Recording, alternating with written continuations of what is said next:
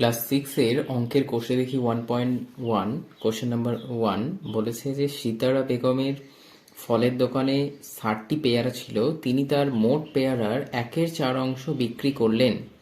তার কাছে আর কতগুলি পেয়ারা রয়েছে? 1/4 মানে ভালো করে বুঝে নাও, মোট পেয়ারার মানে অঙ্কটা কি করতে হবে সেটা বোঝার জন্য মোট পেয়ারার মানে এর কথাটা এখানে যুক্ত আছে, এর 1/4, তার মানে মোট হচ্ছে 60, 60-এর 1/4। আর এমনি বুঝতে গেলে যে 4/1 4/1 বিক্রি করা হয়েছে, তাহলে 60কে 4 দিয়ে ভাগ করলে 15 আসবে, 15টা বিক্রি করেছে, আর বিয়োগ করে বাকিটা পাওয়া যাবে। তাহলে আমরা এখানে লিখে নেব যে সিতারা বেগম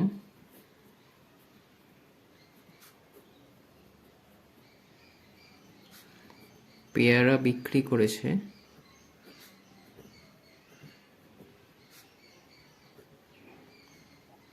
কি বললাম, মোট পেয়ারার 1/4 মানে 60-এর 1/4 এতটি। এর মানে গুণ করে দেবো, 4 দিয়ে কাটাকাটি, 4 15 60 হয়, তাহলে অ্যান্সার হচ্ছে আমাদের 15টি। এটা অ্যান্সার নয়, 15টি বিক্রি করেছে। বলা হয়েছে তার কাছে আর কতগুলো পেয়ারা পড়ে রয়েছে, অতএব পেয়ারা পড়ে রইল 60 ছিল, 15 বিক্রি হয়ে গেল, পড়ে রইল, বিয়োগ করলে 45টি।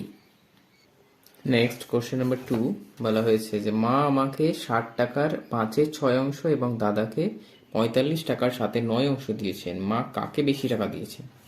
তাহলে এখানেও আমরা দেখতে পাচ্ছি টাকা যুক্ত এর টাকার, এখানেও টাকার এর আছে, তাহলে এই দুটোকে আমরা গুণ করে পেয়ে যাব যে মা আমাকে দিয়েছে কতটা আর দাদাকে দিয়েছে কত টাকা। ঠিক আছে, তাহলে এখানে মা আমাকে দিয়েছে, টাকা দিয়েছে, ঠিক আছে, কত টাকার কত অংশ দিয়েছে বলেছে 60 টাকার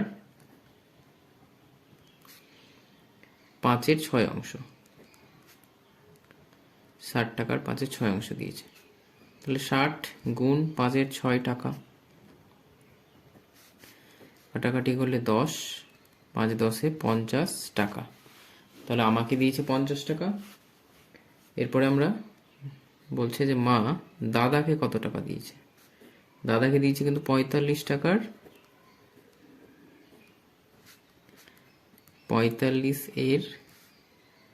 7/9, ঠিক আছে, টাকা।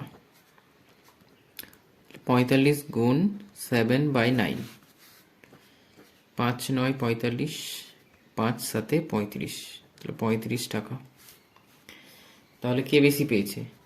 আমি বেশি পেয়েছি, ঠিক আছে, আমাকে দিয়েছে 50 টাকা আর দাদাকে দিয়েছে 35 টাকা। তাহলে বলেছে কাকে বেশি টাকা দিয়েছেন, অতএব মা আমাকে বেশি টাকা দিয়েছেন।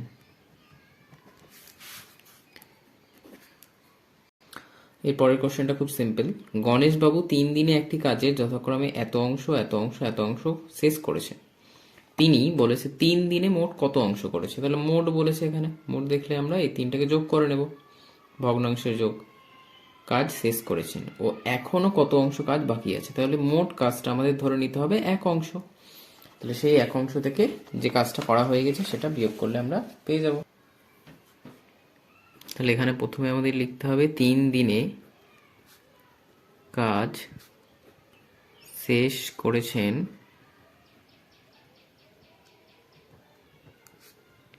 ইকুয়াল টু, প্রথম দিনে হয়েছে 3/14 যোগ পরের দিনে হয়েছে 4/7, তারপরে হয়েছে 1/21।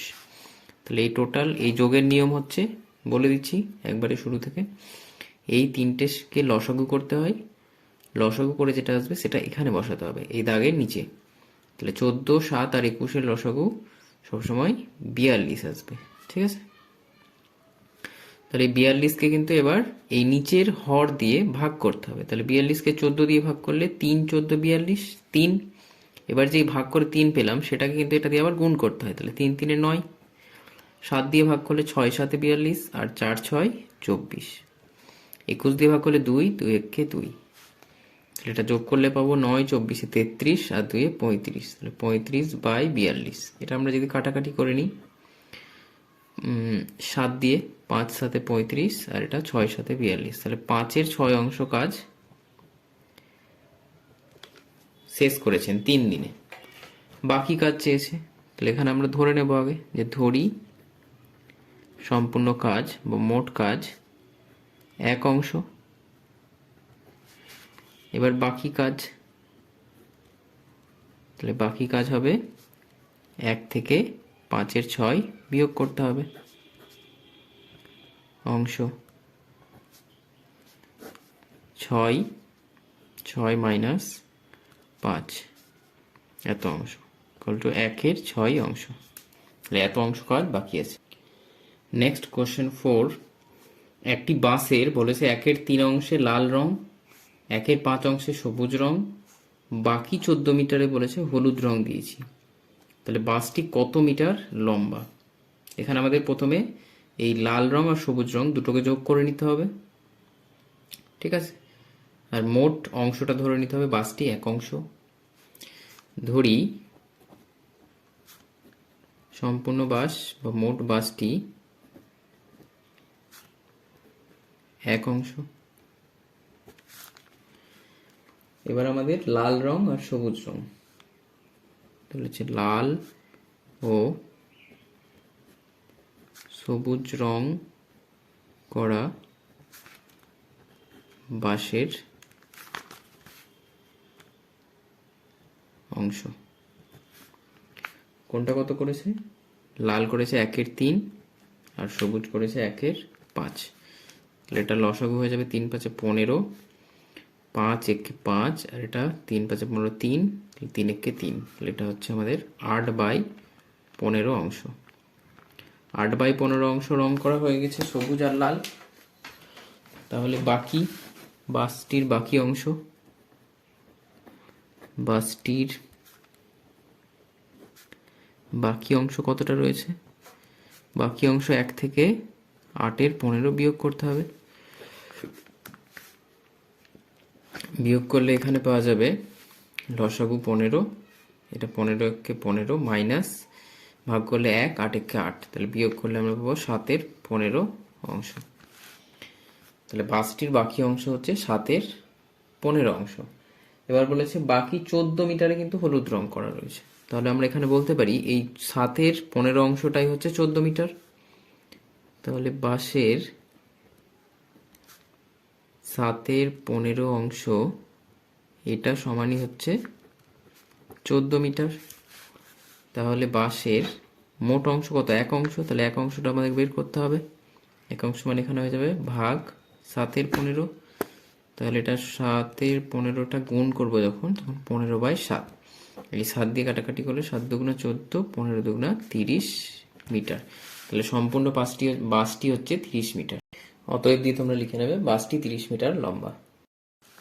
নেক্সট কোশ্চেন নাম্বার 5 খুব সহজ অঙ্ক। একটি খাতার দাম বলেছে 6.50 টাকা।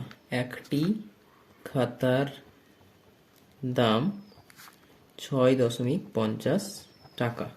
এরকম আমাকে 15টি খাতার দাম বের করতে বলেছে। তাহলে একটার দাম যা হয় যতগুলো বলবে তার সঙ্গে গুণ করে দিতে হবে। এটা 15 দিয়ে গুণ, তাহলে এটা গুণটা করে নাও তোমরা। 5 × 15 = 75, 5 হাতে থাকলো 7, 6 × 15 = 90, 90-এর সাথে 97, এত টাকা।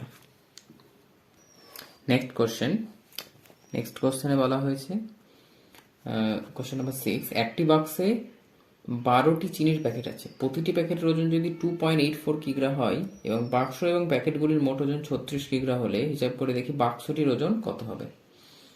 তো এখানে প্রথমে একটি প্যাকেটের ওজন যেহেতু দেওয়া রয়েছে এটা, তাহলে 12টির জন্য 12 দিয়ে গুণ করে নিতে হবে। তাহলে আমরা কোশ্চেন নাম্বার 6-এ চলে যাব। যে প্রথমেই বলেছে একটি প্যাকেটের চিনির প্যাকেট, একটি প্যাকেটের ওজন কত বলেছে? 2.84 কিগ্রা। এরকম আমাদের 12টি প্যাকেট রয়েছে, তাহলে 12টি প্যাকেটের ওজন হয়ে যাবে ইন্টু 12 কিগ্রা। 12 দিয়ে যদি আমরা এই গুণটা করে নিই, তাহলে 4 দিয়ে 12কে 12 ঘরের নামতা বললে 4 12 48-এর 8, হাতে থাকলো 4, 8 12 96, 96 আর এদিকে 4, 100, 100 0, হাতে থাকলো 10, 12 দুগুণে 24 আর 10-এ 34, 1 2 দুটোর আগে দশমিক, তাহলে এত কিগ্রা হচ্ছে 12টি প্যাকেটের ওজন। এবার বলা হয়েছে যে প্যাকেট আর বাক্স দুটোর ওজন,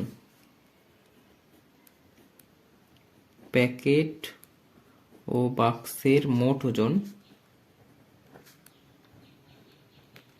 36 কিগ্রা।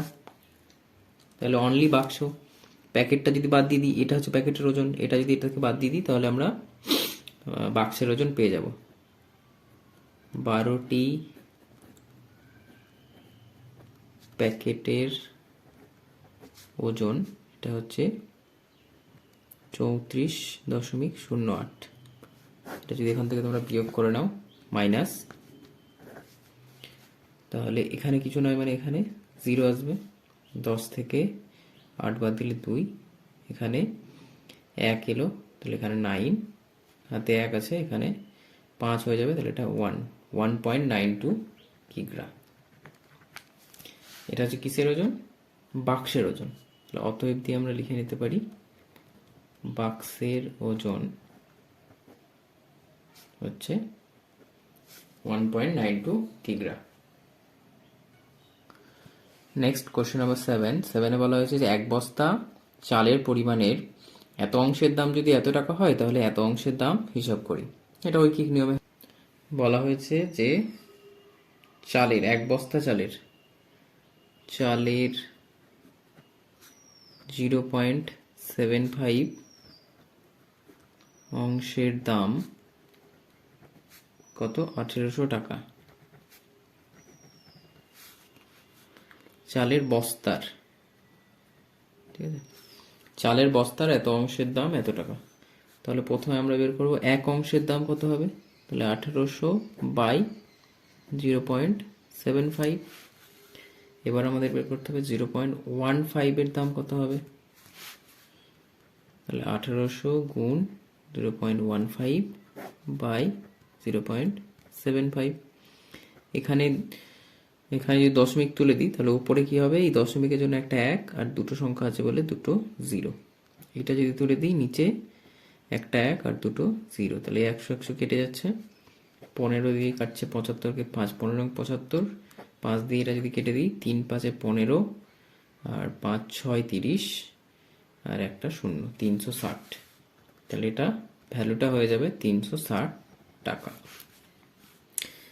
অতএব 0.15 অংশের চালের দাম 360 টাকা। নেক্সট কোশ্চেন নাম্বার 8, অনিতাদি তার জমির পরিমাণের অর্ধেকের, ভালো করে ওয়ার্ডটা লক্ষ্য করবে, জমির পরিমাণের অর্ধেকের 7/8 অংশ নিজের ভাইকে দিয়েছেন, বাকি 3 ছেলেকে সমান ভাগে ভাগ করে দিয়েছেন, ঠিক আছে, বাকি জমি। তাহলে মোট জমি 1 অংশ, তার অর্ধেকের 7/8 অংশ দিয়েছে নিজের ভাইকে। এবার বলেছে প্রত্যেক ছেলে কত অংশ জমি পেল তা আমাদের বের করতে হবে। তাহলে আগে নিজের ভাইয়েরটা বের করে নিতে হবে কত পেয়েছে। তাহলে আমরা ধরে নেব যে ধরি মোট জমি 1 অংশ। এবার নিজের ভাইকে